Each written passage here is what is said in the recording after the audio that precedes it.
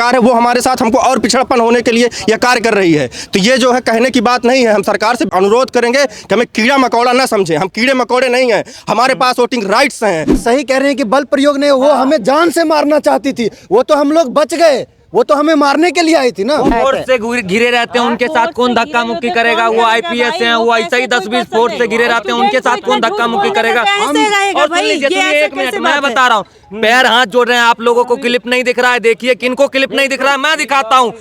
पैर पुलिस के पैर पकड़ रहा है। आयोग के चेयरमैन कहते हैं कि मेधावी छात्रों के साथ हम अन्याय नहीं होने देंगे। अरे मेधावी छात्रों के साथ ही तो आप अन्याय कर रहे हैं। लाठीचार्ज नहीं, वाटर कैनन चला के लाठीचार्ज किया गया है। मैम क्या बताएं, हमें तो लग ही नहीं रहा कि हम स्वतंत्र भारत में हैं। हमें तो लग रहा है हम उपनिवेशकालीन भारत में।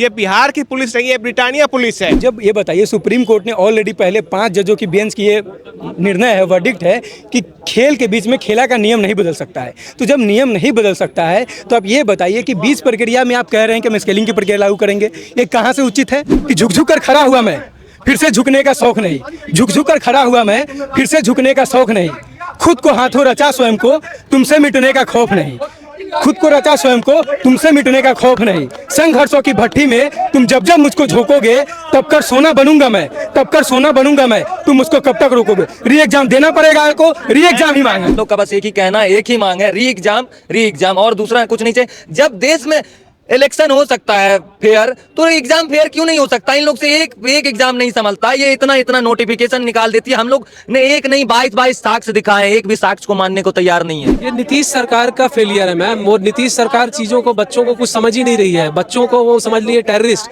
अभी तो ली अंगड़ाई है, आगे और लड़ाई है। Welcome back to aspirant life. आज हम आए हैं गांधी विहार, जहाँ स्टूडेंट का प्रोटेस्ट चल रहा है बीपीएससी एग्ज़ाम को लेकर। तो आइए आज स्टूडेंट से जानते हैं कि क्या मांग लेकर वो यहाँ एकत्रित हुए हैं। क्या मांग लेकर आप यहाँ एकत्रित हुए हैं? देखिए मैम, डे फर्स्ट से हम लोग को आंदोलन में झोंका जा रहा है। ज़बरदस्ती हम लोग पढ़ने वाले छात्र हैं, लेकिन इस ठंड में हम लोग को रोड पे लाया जा रहा है। तो आपको समझना पड़ेगा, थोड़ा बैक में चलते हैं, कि पहली बार हम लोग नॉर्मलाइजेशन को लेकर आए, फिर जाके उसने नोटिस बाद में निकाला जब हम लोग लाठी खा लिए। अब ये हो रहा है कि एक सेंटर का एग्जाम कैंसिल किया गया है। एक सेंटर की संख्या लगभग 22 से 24 सेंटर के बराबर है। इस बात को आयोग को समझनी चाहिए कि एक सेंटर जो कह रहे हैं ये 500 बच्चे नहीं है, वहाँ पे 18,000 बच्चों का सेंटर पड़ा था। तो वहाँ पे जब 18,000 बच्चे एग्जाम देंगे तो उसका आधार, किस रिजल्ट का आधार क्या होगा?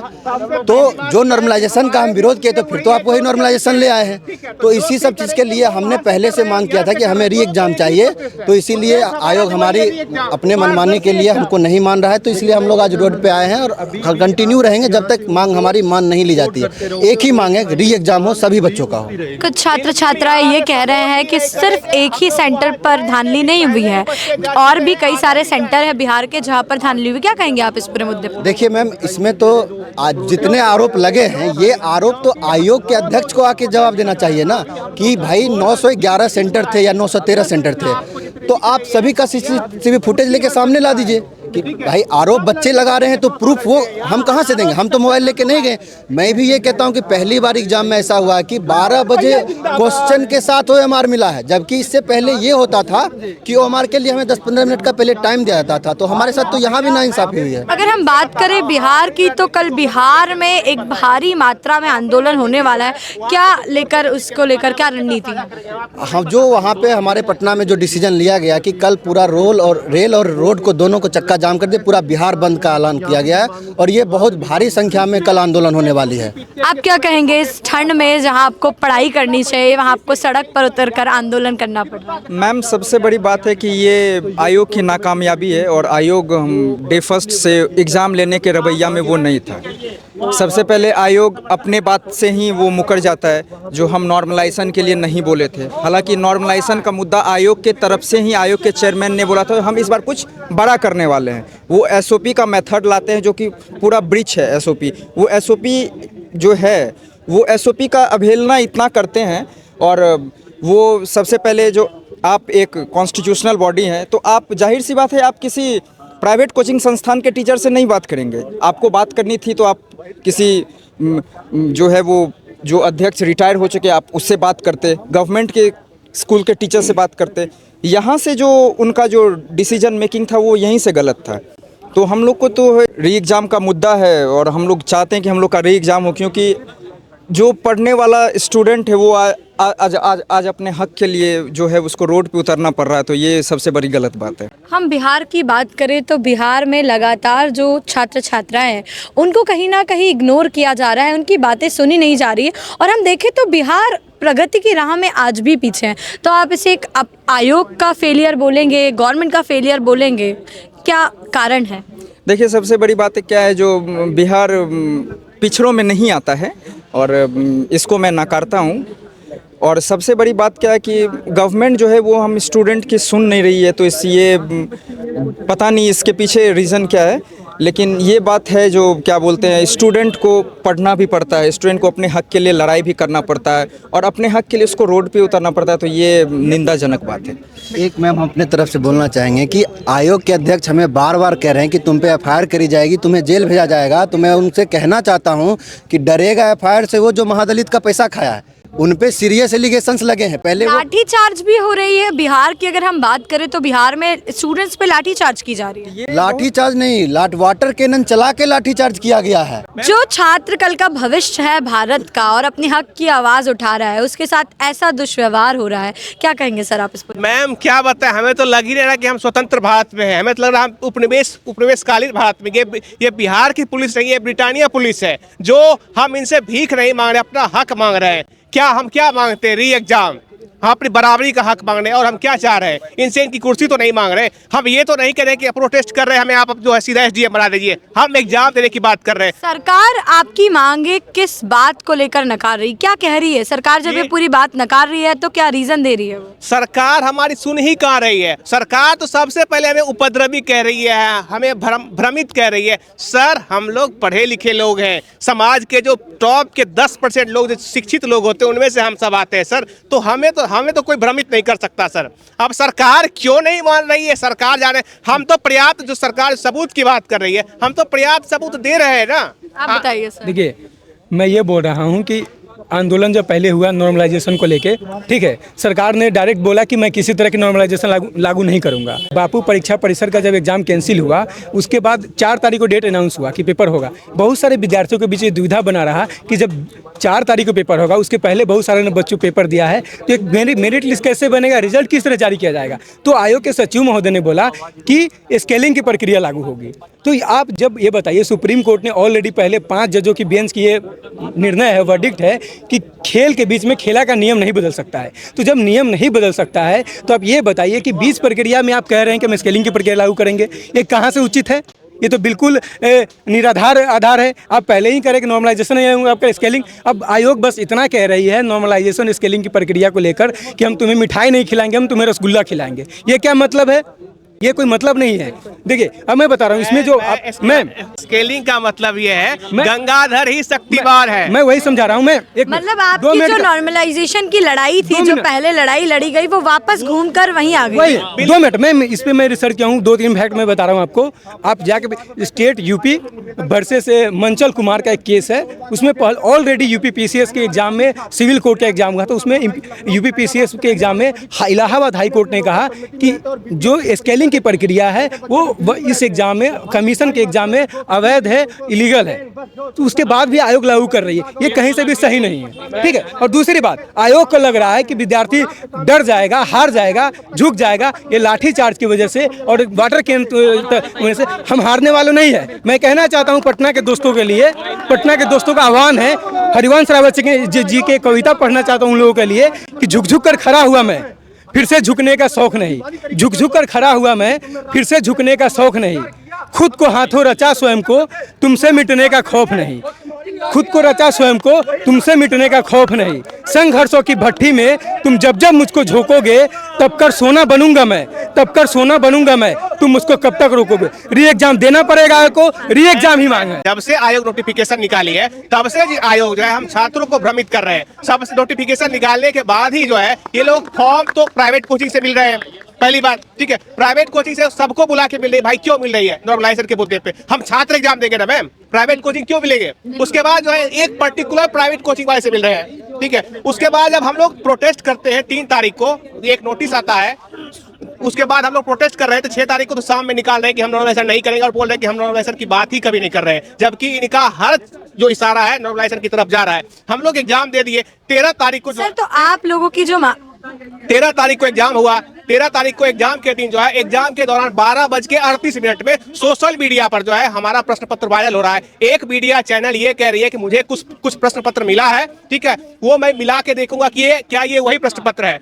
उसके बाद 13 तारीख को शाम में आयोग जो है के जो अध्यक्ष है ये कहते हैं कि हमने कदाचार मुक्त परीक्षा संपन्न किया है। उसके बाद 18 तारीख को जो है आयोग ही एक प्रेस रिलीज नोट जारी करती है, उसमें लिखती है कि पटना में जो बापू परीक्षा केंद्र है, ठीक है, यहाँ जो है 1 बजे से लेकर 1:15 के बीच जो है प्रश्न पत्र सोशल मीडिया पे वायरल हो रहा है। तो इसके आधार पे परीक्षा रद्द कर रहे हैं। तो ऐसा क्यों कर रहे हैं सर? वो जो बापू परीक्षा केंद्र है वो एक केंद्र नहीं है, वो 3 जिला के बराबर है। वहाँ 18,000 छात्र जो है परीक्षा दे रहे थे। एशिया का सबसे बड़ा वो परीक्षा केंद्र सेंटर है। उसके बाद जो है ये लोग ट्विटर पर सवाल हो रहा है, उसके बाद तरह तरह से हम लोग को प्रताड़ित कर रहे हैं, अलग अलग तरह से। उसके बाद सबसे बड़ी बात जो है, जो छात्र हैं जिनको ये लग रहा है कि मेरा 105 आ रहा है, मेरा 110 आ रहा है, मैं तो सिलेक्टेड हूँ, मैं तो रिजल्ट, मैं प्रोटेस्ट क्यों कर रहा हूँ? अरे भाई एक बात जान लो, कट ऑफ जाएगा 115, तुम क्या करोगे? हाथ मल कर रह जाओगे। मेरा भी मार्क्स 100 से प्लस आ रहा है। ऐसा नहीं है कि मेरा मार्क्स 70-75 आ रहा है। आयोग चेक कर सकती है मेरा मार्कशीट और मुझे जो पूछना है पूछ सकती है। मैं फिर भी प्रोटेस्ट कर रहा हूं क्योंकि मैं समझता हूं परीक्षा की पारदर्शिता क्या है। ये सूचना प्रौद्योगिकी का युग है। यहाँ एक केंद्र से दूसरे केंद्र में प्रश्न पत्र जाने में कितना समय लगता है मैम? आप हमें बताइए कि परीक्षा कैंसिल क्यों होना चाहिए, उसका क्या कारण है, मुख्य कारण आप बताइए। परीक्षा कैंसिल होने का सबसे मुख्य कारण ये है कि जो पेपर लीक किसे मानते हैं, पेपर लीक हुआ है किसे मानते हैं? सुप्रीम कोर्ट के गाइडलाइंस के अनुसार जो है परीक्षा के दौरान अगर प्रश्न पत्र जो है किसी भी रूप में बाहर परीक्षा कक्ष से बाहर आए तो उसे लीक बनाया जाता है। यहाँ तो ट्विटर पे घूम रहा है प्रश्न पत्र 12:38 से ही, ठीक है, पहला कारण ये है। दूसरा कारण ये है कि ये सूचना प्रौद्योगिकी का युग है। एक केंद्र से दूसरे केंद्र में जाने में कितना समय लगेगा? 1 मिनट।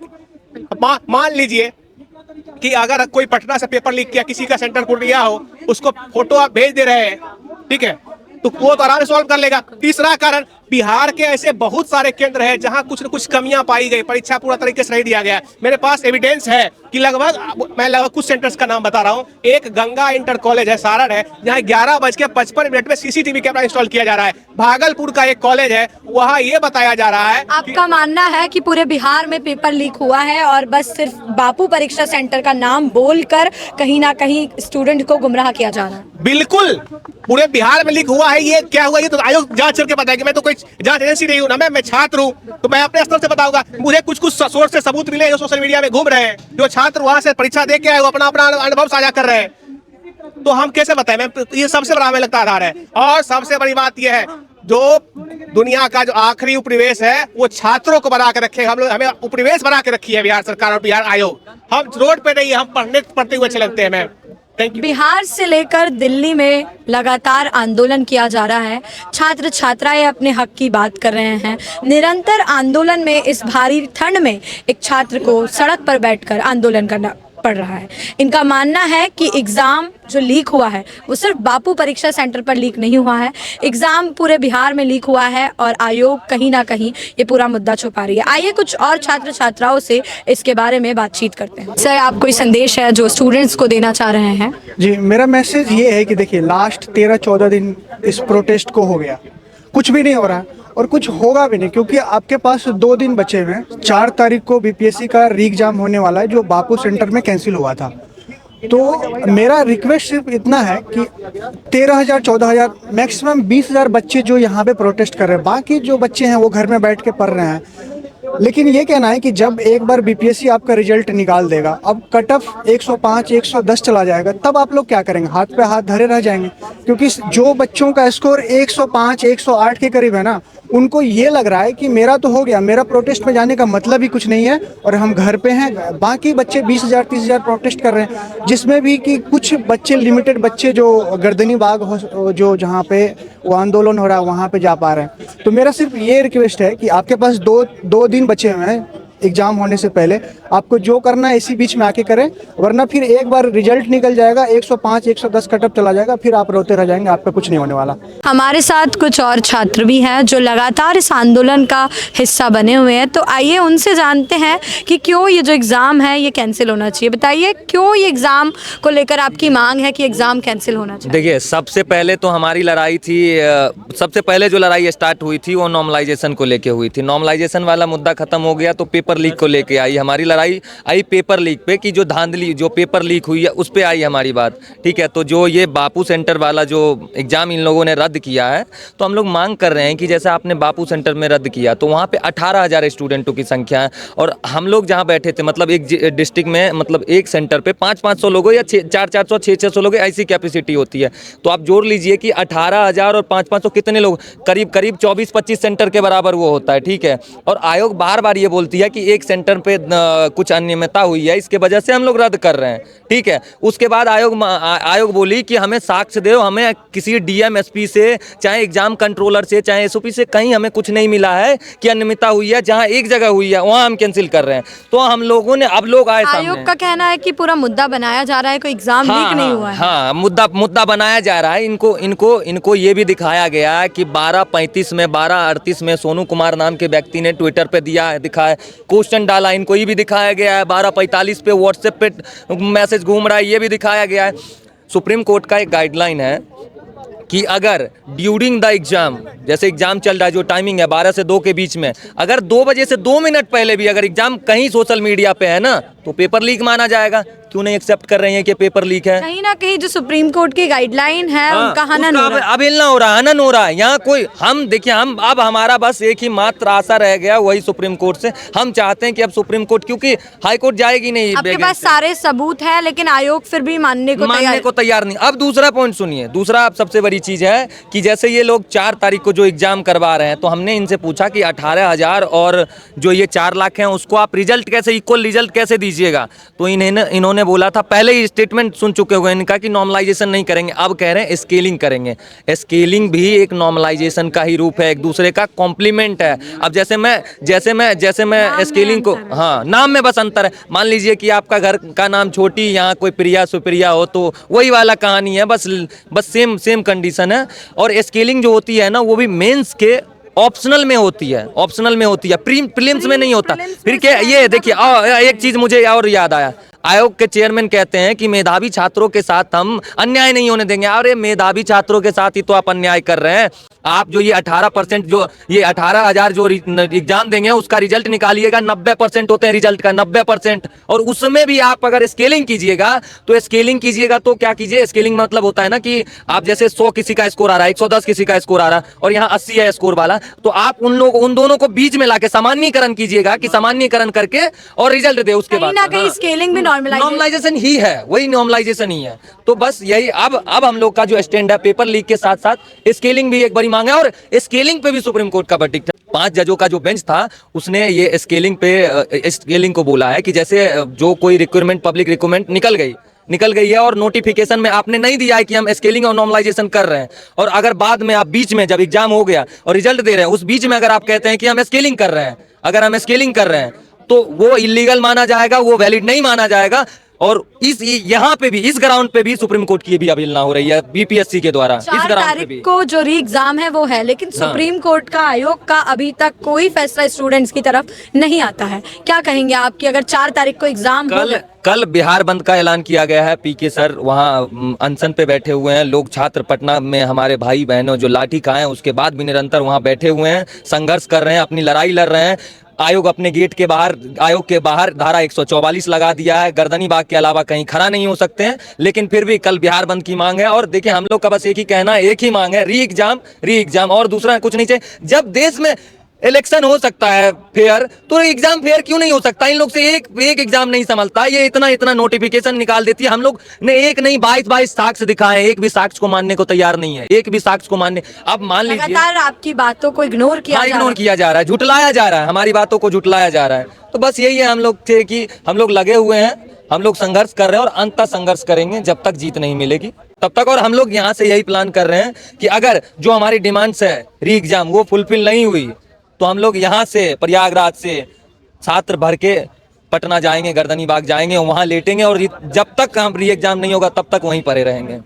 आप लोग बताइए कि जब हम देखते हैं पिछले 6 महीनों से, तो जो स्टूडेंट है जिसे पढ़ाई करना चाहिए वो जुलाई से लेकर दिसंबर तक आंदोलन कर रहा है। हम बात करें राहु IAS में हुए केस के बाद, और संस्कृति कोचिंग का हुआ, और भी कई सारे मुद्दे स्टूडेंट्स के लिए ऐसे आए हैं जिनको लेके बार बार स्टूडेंट को सड़क पे उतरना पड़ रहा है। क्या कहेंगे आप इस पूरे मुद्दे में? कितना डिस्टर्बेंस है स्टूडेंट की लाइफ? डिस्टर्बेंस तो देखिए बहुत ज़्यादा है, इसमें तो नो डाउट।